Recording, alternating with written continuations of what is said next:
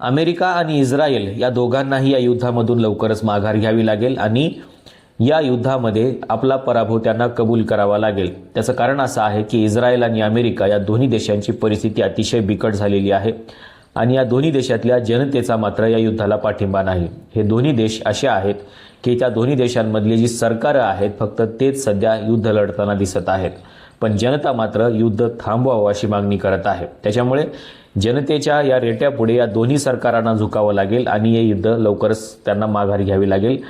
दुसरी महत्त्वाची गोष्ट म्हणजे दोन्ही देशांची परिस्थिती अतिशय बिकट आहे। इराणला युद्धाची सवय आहे। इराण सातत्याने 1975-80 नंतर सातत्याने युद्धाच्याच छायेखाली आहे। कुठे ना कुठे तिथे अंतर्गत कलह असतील किंवा बाह्य आक्रमण असतील, या अनुषंगाने त्यांच्यामध्ये युद्ध सुरूच राहिलेले आहे। त्याच्यामुळे इराणला युद्धाची सवय आहे। पण इस्रायल आणि अमेरिका या दोन देशांचं काय, हा खरा प्रश्न आहे। त्याच्यामुळे या दोन्ही देशांना हे युद्ध खूप महागात पडणार आहे। डोनाल्ड ट्रम्प जरी सांगत असले पत्रकार परिषद घेऊन की इराण आमच्यासोबत चर्चेला तयार झालेला आहे आणि लवकरच हे युद्ध थांबेल, पण दुसऱ्या बाजूला तेही सांगतात की हे युद्ध 5 ते 6 आठवडे पुढे चालणार आहे। त्याच्यामुळे दोन्ही जे प्रश्न आहेत किंवा दोन्ही बाजूने सांगत असताना डोनाल्ड ट्रम्प यांचा जो सुरकुतलेला चेहरा आहे तो चेहरा मात्र बघण्यासारखा आहे। तो चेहरा हे सांगून जातो की डोनाल्ड ट्रम्प आता या युद्धामधून माघार घ्यायला एक प्रकारे तयारच झालेले आहेत की काय असं दिसायला लागलेलं आहे।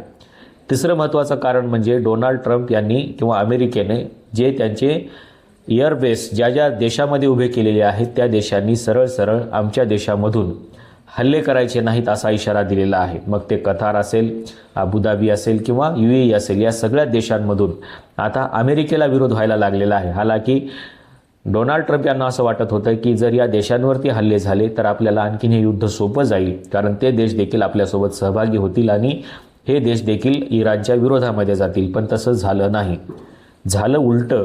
या देशांनी थेट अमेरिकेलाच विरोध केला आणि अमेरिकेला सांगितलं की आमचे एअरबेस इराणवर हल्ले करण्यासाठी वापरायचे नाहीत, कारण त्याचा परिणाम असा होतोय की इराण ज्यावेळेस हल्ले करत आहे त्यावेळेस अमेरिकेचे जे एअरबेस आहेत ते उडवण्याचा प्रयत्न करतो आहे आणि त्याच्यामुळे कतार असेल, अबुधाबी असेल, UAE असेल, बहरीन असेल, अशा अनेक देशांना याचा सामना करावा लागतो आहे आणि त्यांचं देखील प्रचंड मोठं नुकसान होतं आहे। हालाकी या देशांची मानसिकता युद्धाची नसते। तुम्ही जर अबुधाबीचं उदाहरण घेतलं किंवा UAEचं उदाहरण घेतलं तर तुम्हाला असं दिसेल की हे जे काही देश आहेत या देशांमधून म्हणजे सौदी अरेबिया वगैरे, तर या देशांची मानसिकता कधीही युद्धाची राहिलेली नाही। हे देश फक्त प्रगती करण्याच्या मार्गाने चाललेले आहेत, पण त्यांच्या नशिबाला हे युद्ध आलेलं आहे आणि ते अमेरिकेमुळे आलेलं आहे। म्हणून अमेरिकेला यांनी आता हे युद्ध थांबवायची विनंती केलेली आहे आणि आम्ही कोणताही सहकार्य करणार नाही असं देखील त्यांनी सांगितलेलं आहे। त्याच्यामुळे अमेरिकेची अडचण अशी झालेली आहे की जर समजा हे सगळे एअरबेस बंद झाले तर मग मात्र अमेरिकेला हल्ले करण्यात अडचण येऊ शकते आणि म्हणून इराणने जे काही आक्रमक स्वरूप दाखवलेलं आहे त्या आक्रमक स्वरूपापुढं अमेरिका टिकू शकेल की नाही असा प्रश्न आहे।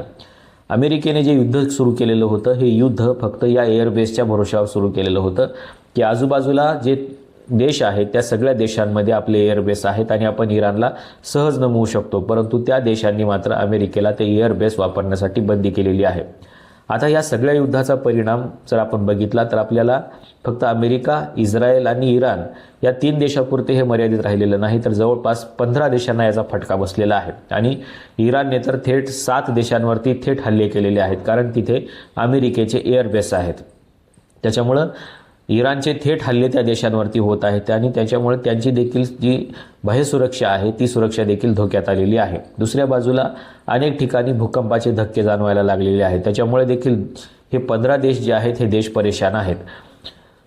जरी समजा इराणकडे कुठलेही अण्वस्त्र नसलं तरी त्यांनी एवढी पॉवर जोडलेली आहे की ते संपवणं अमेरिकेला आणि इस्रायलला कठीण जाईल। दुसरी महत्त्वाची गोष्ट म्हणजे इस्रायल आणि अमेरिका यांनी काही दिवसापूर्वी जे रशिया युक्रेन युद्ध सुरू झालेलं होतं त्या युद्धामध्ये आपली ताकद वापरलेली होती। युक्रेनला अमेरिकेनं सपोर्ट केलेला होता आणि जो बायडन राष्ट्राध्यक्ष असताना त्यांनी युक्रेनला काही हत्यार जे आहेत ते सपोर्ट केलेले होते। त्याच्यामुळे त्यांच्याकडे पाहिजे तेवढा हत्यारांचा साठा सध्या नाही असं म्हटलं जातं आहे, कारण ते रशिया युक्रेन युद्धामध्ये ऑलरेडी वापरलं गेलेलं आहे। दुसऱ्या बाजूला इस्रायलने देखील अशा प्रकारचे जे हत्यार आहेत ते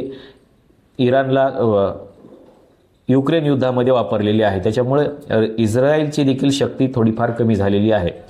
दोन्ही देशांमधला जो शस्त्रसाठा होता, जे शस्त्रास्त्र होते, ते रशिया युक्रेन युद्धामध्ये वापरले गेल्यामुळे इराणसोबत जे युद्ध करायचं आहे त्याच्यासाठी पुरेसा शस्त्रसाठा त्यांच्याकडे नाही. आणखीन एक महत्त्वाची गोष्ट म्हणजे इराणला आता चीन आणि रशिया या दोन्ही देशांनी सपोर्ट करायला सुरुवात केलेली आहे आणि दोन्ही देशांकडे पुरेसा साठा आहे आणि हे देश जगाला शस्त्रास्त्र पुरवठा करणारी देश म्हणून आपण ओळखतो. त्याच्यामुळे त्यांच्याकडे त्यांचा स्वतःचा साठा तर आहे, पण जगाला विकण्यासाठी ठेवलेला जो साठा आहे तो देखील या दोन्ही देशांकडे आहे. आणि त्याच्यामुळे हे दोन्ही देश जर इराणच्या बाजूने उभे राहिले, असं ऐकण्यात येते की चीनने आता थेट इराणला शस्त्रास्त्र पुरवठा करायला सुरुवात केलेली आहे आणि त्यातला काही साठा त्यांनी तिथपर्यंत पोहोचवला देखील आहे. आणि त्याच्यामुळे या दोघांमध्ये जे काही रशिया आणि चीन या दोघांमध्ये जो काही शस्त्रसाठा आहे तो शस्त्रसाठा देखील इराणला आता पुढे भविष्यामध्ये वापरता येणार आहे आणि त्याच्यामुळे इराणची जी शक्ती आहे ती वाढत चाललेली आहे. दुसऱ्या बाजूला अमेरिका आणि इस्रायल ज्या पद्धतीने मी सांगितलं की रशिया युक्रेन युद्धामध्ये त्यांनी त्यांचा शस्त्रसाठा वापरल्यामुळे त्यांची मोठी अडचण झालेली आहे, तर इराणला त्यांचा स्वतःचा शस्त्रसाठा आहे, कारण ते अगोदरपासूनच युद्धाच्या तयारीमध्ये असतात. त्यांना माहिती आहे की आपल्या आजूबाजूला असलेले जे सगळे देश आहेत ते सगळे आपल्या विरोधातले आहेत.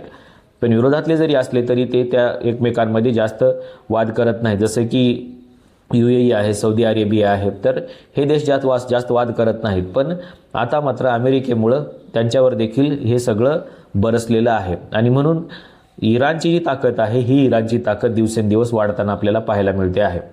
पण दुसऱ्या बाजूला अमेरिका आणि इस्रायल या दोघांची परिस्थिती अत्यंत बिकट झालेली आहे. सगळ्यात महत्त्वाची गोष्ट म्हणजे ज्या जनतेचा पाठिंबा युद्धासाठी हवा असतो तो पाठिंबा ज्या पद्धतीने इराणच्या जनतेचा पाठिंबा इराणच्या युद्ध करणाऱ्या लोकांना मिळतो आहे, त्या पद्धतीचा पाठिंबा इतर जे काही अमेरिका आणि इस्रायल आहेत त्या दोन्ही देशांना जनतेचा पाठिंबा मिळत नाही. आत्ताच एक बातमी आलेली आहे की इस्रायलमध्ये जे सिनेटर्स आहेत ते देखील या युद्धाच्या विरोधामध्ये गेलेले आहेत. त्याच्यामुळे तिथे देखील 2 गट पडलेले आहेत आणि म्हणून कितीही आयर्न डोम बनवलेले असले तरीही इस्रायलला मात्र अंतर्गत जनतेचा जो पाठिंबा आहे तो जोपर्यंत मिळत नाही तोपर्यंत त्यांना युद्धामध्ये टिकून राहणं कठीण होऊन जाईल. आणि त्याच्यामुळे इस्रायल केव्हाही माघार घेऊ शकतं आणि अमेरिकेला देखील हे जर सगळे एअरबेस बंद झाले तर हे युद्ध करणं शक्य नाही. त्याच्यामुळे अमेरिका आणि इस्रायल या दोघांनाही आपला पराभव भविष्यामध्ये मान्य करावा लागू शकतो, हेच आता बोललं जात आहे. आपल्याला नेमकं या युद्धाबद्दल काय वाटतं हे सांगायला विसरू नका. अमेरिकेची ताकद कुठे ना कुठे संपुष्टात येते आहे का आणि इस्रायलची जनता सरकारच्या विरोधामध्ये जात आहे का? आपल्याला नेमकं काय वाटतं हे सांगायला विसरू नका. आजच्या व्हिडिओमध्ये आपण इथेच थांबूया. धन्यवाद.